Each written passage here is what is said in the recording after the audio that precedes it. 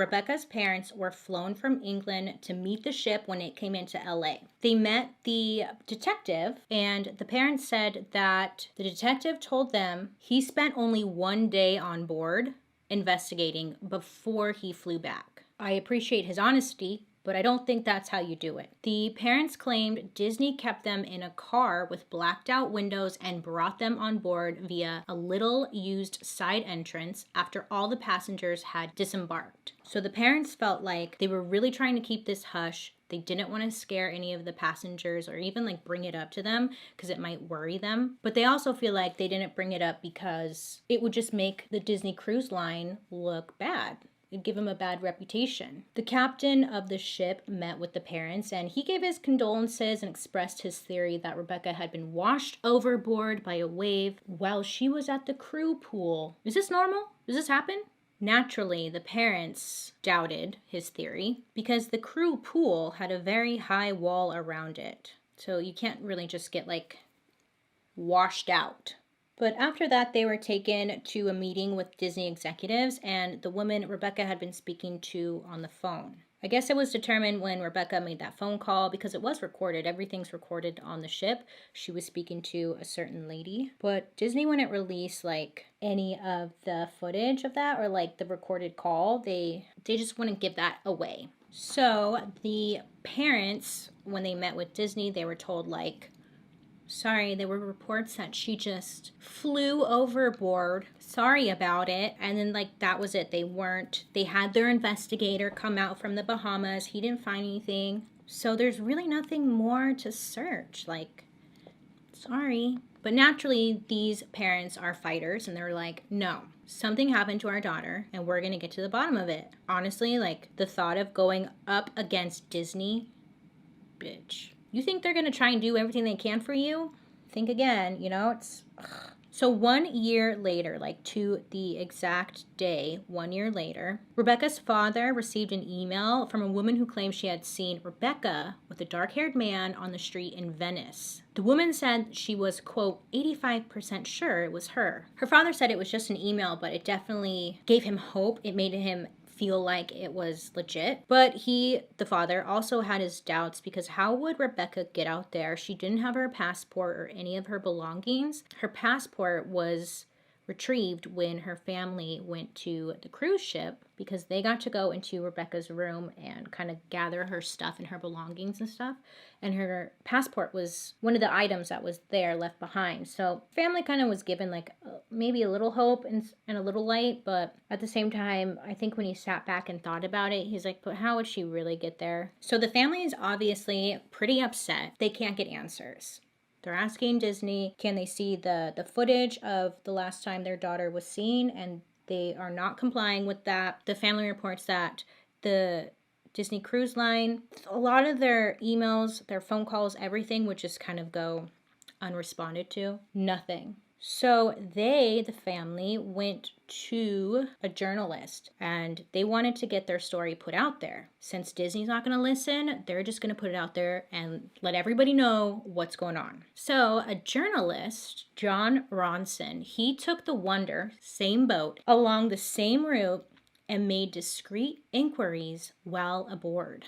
So he was low-key investigating, doing his own investigation because that Bahama guy, he didn't do shit, So he takes the boat undercover. I love that. I would be doing the same shit. And of course, he had Rebecca's family, their approval to do this. Like he wasn't doing this behind their back. Several crew members, none of whom wanted their names used, who had been on the ship at the time of Rebecca's disappearance, spoke to him.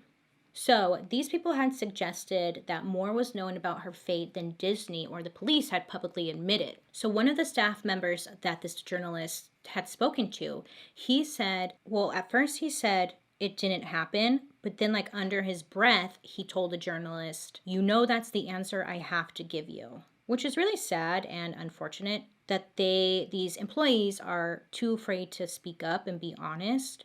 Like, somebody's missing. Somebody died. Don't you want to help the family? I'm sure they'd get sued or something. I don't know. I'm sure Disney has like some crazy ass NDAs. But while walking around the ship itself, the journalist, he decided that Rebecca could have possibly slipped and fallen while jogging on deck 4. And this was like a big jogging track. And I guess the bar for the jogging track, it wasn't like super high up. It was actually pretty low to where you could fall over. Rebecca was known for like working out, staying in shape. Upon further research, it was seen that, okay, on the jogging track itself, there were tons of security cameras. You couldn't see them like if you were just looking around quickly because they were always kind of like hidden or disguised as something else.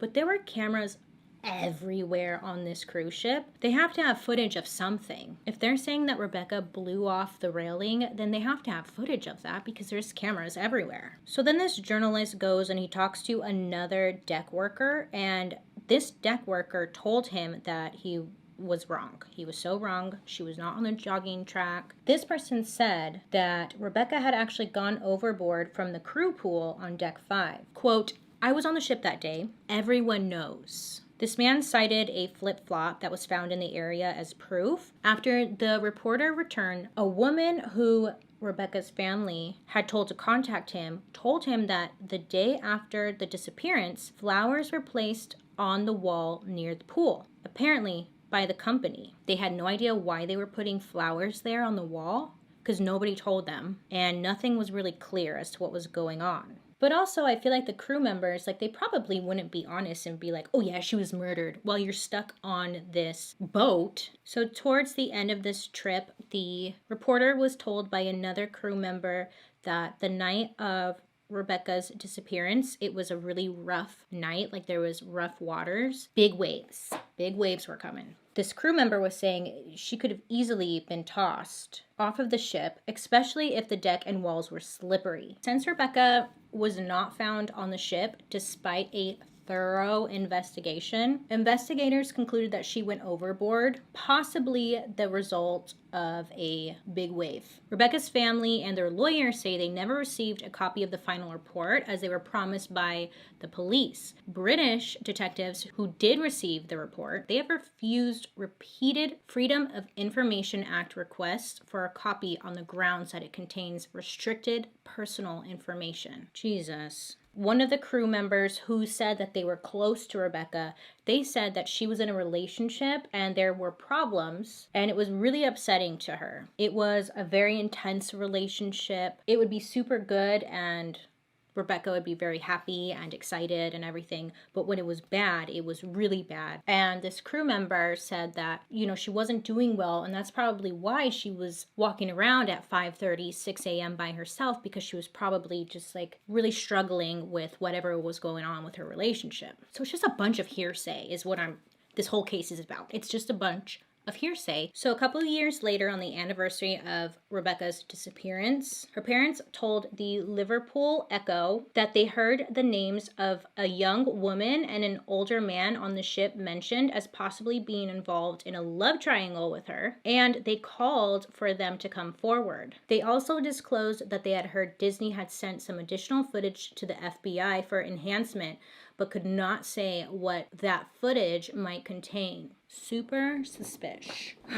Can't trust anyone. It's disappointing. Also, in 2015, private investigators found records which show that the seas around the Wonder were normal that night. So remember earlier, it was said that the waters were rough. Well, the private investigators, they pull up the reports and see that it was like perfect weather that night, and there's no way that a big old wave could have came and swept Rebecca away. The private investigator also says that any wave capable of taking her off of the ship would have caused visible damage to it as well. So they're just lying. Then in 2017, somebody comes forward.